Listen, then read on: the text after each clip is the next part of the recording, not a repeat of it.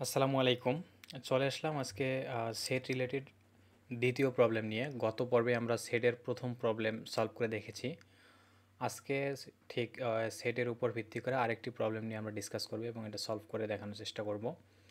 আজকের প্রবলেমটা আমরা গিগস ফর গিগস থেকে নিয়েছি, আগের মতোই প্রবলেমটা, কিন্তু এখানে বেসিক কিছু পার্থক্য আছে। যেমন এখানে হচ্ছে এরা ইউজার ডিফাইন কিছু ফাংশন আমাদেরকে দিয়ে দিবে, আমাদেরকে সেগুলো ইমপ্লিমেন্ট করতে হবে। তো মোস্ট অফ দ্য কেসেস ইন্টারভিউয়ে এরকম প্রবলেমগুলো আসে যেখানে আমাদেরকে স্ক্র্যাচ থেকে সব কিছু ইমপ্লিমেন্ট করতে হয় না, ওরা কিছু ফাংশন ডিফাইন করে দেয়, সেগুলোর উপর বেস করে আমাদেরকে সলভ করতে হয়।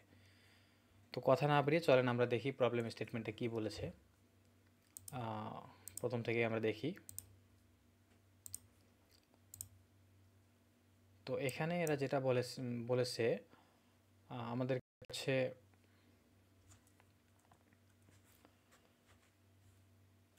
এখানে শুরুতে আমাদেরকে প্রবলেম স্টেটমেন্ট যেটা বলছে আমাদেরকে টি সংখ্যক টেস্ট কেস দিবে, যেটাকে টি দিয়ে ডিনোট করতেছে এরা। দেন আমাদেরকে কিউ সংখ্যক কোয়েরি দিবে এবং প্রত্যেকটা কোয়েরিতে কী কী হবে সেটা নিচে বলে দিয়েছে। এক নম্বর কোয়েরি এ এক্স, একটা হচ্ছে যদি টাইপ যদি এ হয় একটা ইন্টিজার আমাদেরকে দিয়ে দিবে, সেই ইন্টিজার অর্থাৎ এক্সটা আমাদেরকে সেটে ইনসার্ট করতে হবে।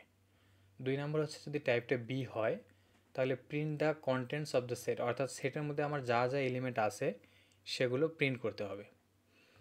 তিন নম্বর টাইপ যদি সি হয় তাহলে erase an element from x from the set, অর্থাৎ সেট থেকে আমাদেরকে এই এক্সের একটা ভ্যালু দিয়ে দিবে, এটাকে ডিলিট করে দিতে হবে।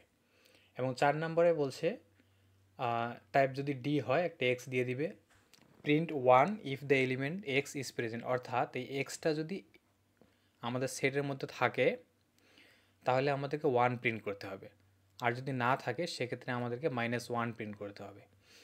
আর 5 নম্বর এটা হচ্ছে E type, print the size of the set. তো এই ছিল আমাদের বেসিক অপারেশন, কী কী করতে হবে সেটা এখানে এরা বলে দিয়েছে। কনস্ট্যান্ট আমাদের টেস্ট কেস সর্বোচ্চ 100-র মধ্যে থাকবে, কোয়েরিও 100-র মধ্যে থাকবে। এখানে স্যাম্পল ইনপুট আউটপুট দিয়ে দিছে।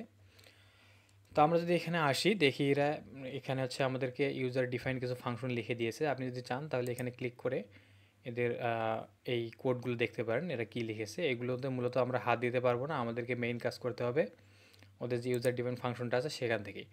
তো প্রথম যে ফাংশনটা এটা ভয়েড টাইপের একটা ফাংশনটা দেখে নিচ্ছি আমরা। ভয়েড অর্থাৎ আমাদেরকে কোনো কিছু রিটার্ন করতে হবে না। কি করতে হবে, এখানে আমাদেরকে সেটের অ্যাড্রেসটা দিয়ে দিয়েছে এবং ইন্টিজার একটা এক্স দিয়েছে, অর্থাৎ এক্সটা আমাদেরকে এই সেটের মধ্যে ইনসার্ট করতে হবে। তো চলেন আমরা প্রথম ফাংশনটা ইমপ্লিমেন্ট করে ফেলি। তাহলে আমাদেরকে যেটা করতে হবে এস ডট ইনসার্ট এক্স, তাহলে প্রথম কাজ আমাদের এতটুকুই, কিন্তু আমাদেরকে জাস্ট এসের মধ্যে এক্সটা ইনসার্ট করে দিতে হবে। দুই নাম্বার ফাংশনটা ভয়েড প্রিন্ট, এখানে আমাদের সেটটা দিয়ে দিয়েছে এবং সেটের অ্যাড্রেসটা আমাদেরকে দিয়ে দিছে। কারণ আমাদেরকে যেটা হবে করতে হবে সেটের মধ্যে যতগুলি এলিমেন্ট আছে সমস্ত এলিমেন্টগুলোকে আমাদেরকে প্রিন্ট করতে হবে। তো আমরা কীভাবে প্রিন্ট করতে পারি অলরেডি আমরা জানি। আমরা একটা ফর ইচ লুপ চালাবো, ফর অটো ইউ এসের উপর ইটারেট করব। দেন আমাদেরকে কি করতে হবে, আমাদেরকে প্রত্যেকবার প্রিন্ট করতে হবে ইউটা, করে দিলাম। তিন নম্বর ফাংশন যেটা বলছে এটা ভয়েড ফাংশন, আমাদেরকে কোনো কিছু রিটার্ন করতে হবে না। তাহলে আমাদেরকে ইরেজ করতে হবে এক্সটা, তাহলে এস আমাদের সেটের নাম ডট ইরেজ করব আমরা কি এক্সটাকে। তাহলে এতটুকু কাজ আমরা করে নিলাম। এরপর এই ফাংশনটি ইন্টিজার টাইপ আমাদেরকে একটা রিটার্ন করতে হবে। কি করছে এখানে, যদি আমরা এক্সটা খুঁজে পাই তাহলে 1 রিটার্ন করব, আদারওয়াইজ আমরা -1 রিটার্ন করব। তাহলে আমরা ফাংশনটা ইমপ্লিমেন্ট করে ফেলি এস ডট, আমরা দেখব কি কাউন্ট অফ এক্স ইকুয়াল যদি 1 হয় তাহলে আমরা রিটার্ন করব 1, আদারওয়াইজ আমরা রিটার্ন করব, আমাদেরকে এখানে কন্ডিশন দিয়ে লিখতে হবে ইফ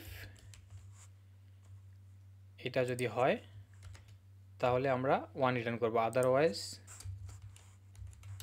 ইলস আমরা রিটার্ন করব -1।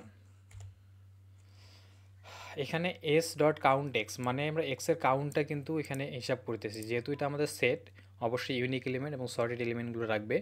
তার মানে প্রত্যেকটা এলিমেন্ট একবার করে থাকবে। এজন্য আমরা চেক করতেছি যদি এক্সের কাউন্টটা 1 হয় তাহলে আমরা বলতে পারি যে এক্সটা আমাদের সেটের মধ্যে আছে, সেক্ষেত্রে আমরা 1 রিটার্ন করব, আদারওয়াইজ -1। আর লাস্ট যে ফাংশনটা আমাদেরকে এই সেটের সাইজটা রিটার্ন করতে হবে। তাহলে আমরা জানি কীভাবে সাইজ রিটার্ন করতে হয়। আমরা এস ডট রিটার্ন করব, এটা এস ডট সাইজ ফাংশনটা দিয়ে আমরা সেটের সাইজটা রিটার্ন করব। তো এতটুকুই ছিল আমাদের মূলত ফাংশনটা। যখন চলেন এখন আমরা দেখি কোডটা রান করে।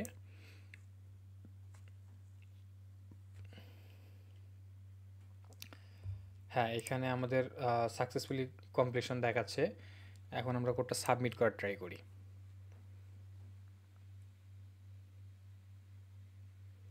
একটু সময় নিচ্ছে। হ্যাঁ, আমাদের কোডটা ফাইনালি সাকসেসফুলি সাবমিটেড হয়েছে। তো এই ছিল সেট রিলেটেড দ্বিতীয় প্রবলেম, আমরা কিভাবে ব্রেকডাউন করলাম এবং সলভ করলাম। আশা করি আপনাদের উপকৃত হয়েছেন। সে দেখা হচ্ছে পরবর্তী কোনো ভিডিওতে। সে পর্যন্ত ভালো থাকবেন। আসসালামু আলাইকুম।